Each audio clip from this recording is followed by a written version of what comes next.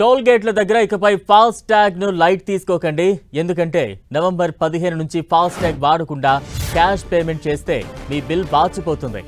Digital transactions ని encourage చేసేందుకు కేంద్ర రవాణా శాఖ కొత్త రూల్ తీసుకొస్తోంది. ఫాస్ట్ ట్యాగ్ లేకుండా డబ్బే కడతాం లేదంటే యూపీఐ పేమెంట్ చేస్తామంటే కాస్త ఎక్కువే చెల్లించేలా నిబంధన తీసుకొచ్చింది.